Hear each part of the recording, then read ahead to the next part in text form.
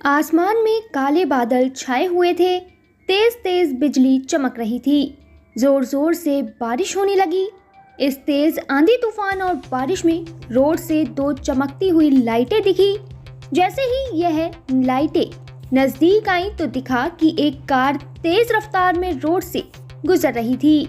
पर अचानक ही इस कार के सामने एक लाल साड़ी पहने औरत आ गई। गाड़ी में बैठे आदमी ने जब कुछ देर पहले देखा था तो वहां रास्ता पूरी तरह साफ दिख रहा था। यह औरत भी दूर दूर तक कहीं नहीं दिख रही थी। पर अचानक ही लाल साड़ी में औरत को देखकर आदमी घबरा गया। उसे समझ ही नहीं आया कि आखिर अचानक कैसे ये औरत उसकी गाड़ी के सामने आ गई। हालांकि जैसे ही उसने औरत को गाड़ी के सामने देखा, उसने तुरंत अपनी स्पीड कम कर ली और औरत के बिल्कुल नजदीक जाकर अपनी गाड़ी को रोक दिया। उसी वक्त उसने औरत से हाथ दिखाकर कहा कि आगे से साइड हो जाओ, पर वह औरत टस से मस नहीं हुई और वहीं पर खड़ी रही। ऐसे में मजबूर होकर गाड़ी में बैठे विनोद को उतरना पड़ा और वह जैसे ही गाड़ी से उतरा उसने देखा कि वह औरत अकेले खड़ी हुई थी। बारिश में उसका पूरा शरीर भीगा हुआ था। उस औरत ने अपना चेहरा छिपाया हुआ था। वह औरत पीठ करके गाड़ी की तरफ खड़ी हुई थी। ऐसे में विनोद ने गाड़ी से उतरकर औरत को कहा कि प्लीज आप साइड हो जाइए, मुझे आगे की तरफ जाना है। यह सुनने के बाद औरत ने कोई जवाब नहीं दिया, पर 2 से 3 बार जब विनोद ने यह बात दोहराई तो औरत की तरफ से अजीब सी आवाज आई कि मुझे आगे तक छोड़ दो, मैं अकेली हूँ, अंधेरा बहुत है, बारिश तेज हो रही है, मैं अकेले कैसे जाऊंगी, आप प्लीज मुझे अपनी गाड़ी से आगे तक छोड़ दो। तो फ्रेंड्स, वीडियो में आगे बढ़ने से पहले यहाँ आपके लिए एक इम्पोर्टेंट जानकारी है। अब आप templeblessing.com से आज ही free of cost Haridwar Ganga जल मंगा सकते हैं। हमारी वेबसाइट से आपको फ्री में अब जब गंगा जल मिल रहा है तो आप इसके बारे में अपने फ्रेंड्स और कलीग्स को ज़रूर बताएं, जिससे कि वह भी इसका लाभ उठा सकें। वैसे अब आप templeblessing.com से गंगा जल लेने के अलावा घर बैठे पूजा बुक भी करा सकते हैं। ज़्यादा जानकारी के लिए हमारी वेबसाइट पर ज़रूर विजिट करें। तो चलिए हम वीडियो में आगे बढ़ते हैं। ऐसे में पहले तो विनोद घबरा गया। उसे लगा कि इस तरह किसी औरत को गाड़ी में बैठाना बिल्कुल भी सही नहीं है।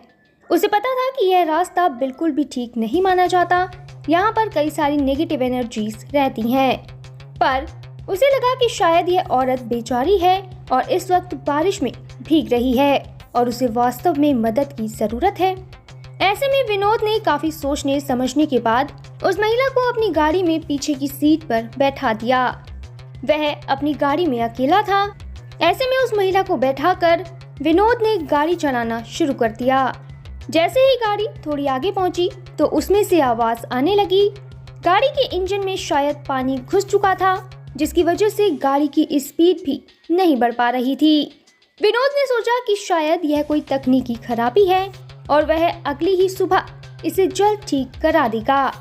वहीं दूसरी तरफ लाल साड़ी पहने औरत चुपचाप उसकी गाड़ी के पीछे वाली सीट पर बैठी हुई थी। अचानक ही जैसे विनोद ने उस महिला की तरफ देखा तो वहां पर वह महिला गाड़ी के बाहर देख रही थी। उसे महिला का चेहरा नहीं दिखाई दिया। इसके बाद उसे अपनी गाड़ी से एक गंदी सी बदबू आने लगी। हालांकि विनोद ने इस बदबू को पूरी तरह नजरअंदाज कर दिया और धीरे धीरे अपनी गाड़ी को चलाता रहा। विनोद ने कार में लगे शीशे से पीछे की तरफ देखा तो उसे अचानक से दिखा कि लाल साड़ी पहने औरत वहां पर नहीं बैठी है।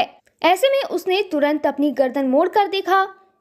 वह देखकर हैरान रह गया कि पीछे तो वह औरत मौजूद है जिसे उसने रास्ते से बैठाया था। फिर इसके बाद उसने वापस शीशे में देखा, वह औरत शीशे में दिख रही थी। इसके बाद विनोद ने सोचा कि शायद उसे कोई भ्रम हुआ है और उसे चुपचाप अपनी गाड़ी चलानी चाहिए। विनोद धीरे धीरे गाड़ी चलाता हुआ आगे बढ़ा। ऐसे में बारिश लगातार बढ़ती रही और तेज तेज बिजली भी चमक रही थी। थोड़ा सा आगे चलकर विनोद ने देखा कि साइड में एक एक्सीडेंट हुआ था। एक औरत जमीन पर लेटी हुई थी। उस औरत ने लाल रंग की साड़ी पहनी थी और उसके पास में ही एक ट्रक गिरा हुआ पड़ा था। ऐसे में फिलहाल यहाँ पर विनोद ने अपनी गाड़ी बिल्कुल भी नहीं रोकी उसे पता था कि इस रास्ते पर ऐसी कई अजीबोगरीब घटनाएं होती हैं जो कि व्यक्ति को गाड़ी रोकने पर मजबूर करती हैं। यही सोचते हुए विनोद धीरे धीरे आगे बढ़ता रहा। उसे अचानक ये ख्याल आया कि उसके पीछे जो महिला बैठी है उसने भी सेम ऐसी ही साड़ी पहनी जो कि सड़क पर पड़ी हुई महिला ने पहनी थी। ऐसे में उसने बेहद घबराई हुई नजरों से एक बार फिर से शीशे में देखा। इस बार जब उसने शीशे में देखा तो पीछे बैठी औरत का मुंह पूरी तरह जला हुआ था। वह विनोद को बुरी तरह से घूर रही थी। उसकी आंखें लाल हो चुकी थी। जैसे ही उसने देखा कि विनोद ने उसे देख लिया है, उस औरत ने तुरंत विनोद का गला पीछे से पकड़ लिया। वह औरत विनोद का गला दबाने की कोशिश करने लगी। इस दौरान विनोद ने कुछ भी नहीं सोचा और उसने अपनी गाड़ी की रफ्तार तेज कर दी।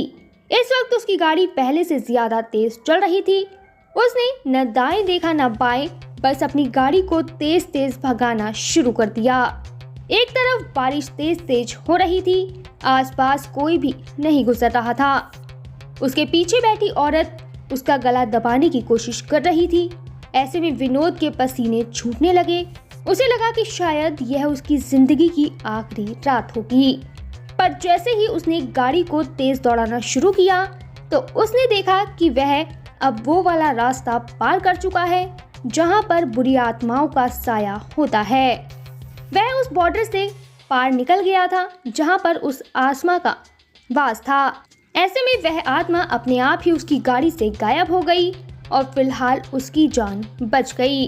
यहाँ पर उसे ये समझ आ गया कि रात के वक्त उसे अकेले इस रास्ते से नहीं घूमना चाहिए, क्योंकि यहाँ पर आत्माओं के होने की जो बात कही जाती है वह बिल्कुल भी गलत नहीं है और किसी भी वक्त कोई भी आत्मा वहां से गुजरने वाले व्यक्ति को अपने कब्जे में कर सकती है और उसे अपना शिकार बना सकती है।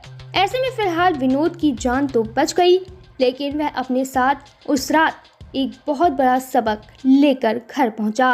उसने ये सारी बातें अपने घर वालों को बताई, जिसके बाद उसके घर वालों ने उसे काफ़ी कुछ उल्टा सीधा बोला और कहा कि हमने आपको मना किया था कि उस रास्ते से कभी भी रात के वक्त मत गुजरिएगा, पर आपने हमारी बिल्कुल भी नहीं सुनी। ऐसे में विनोद ने कहा कि अब मैंने देख लिया है कि आखिर आप सब ने मुझे उस रास्ते से जाने के लिए क्यों मना किया था।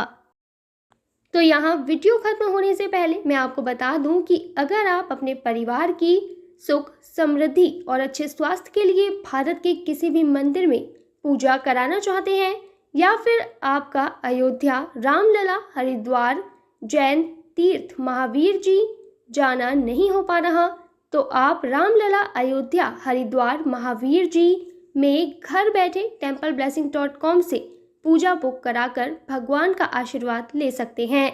इसके अलावा अगर आप पंडित भोज और गौ सेवा कराना चाहते हैं तो वो भी templeblessing.com पर उपलब्ध है। ज़्यादा जानकारी के लिए कमेंट में दिए गए लिंक पर क्लिक करें और घर बैठे पाएं भगवान का आशीर्वाद। हमारा यह वीडियो अंत तक देखने के लिए आपका धन्यवाद। फिर मिलेंगे आपसे किसी नए टॉपिक के साथ। तब तक जुड़े रहें हमारे चैनल के साथ। आपको यह वीडियो कैसा लगा कमेंट में ज़रूर बताएं।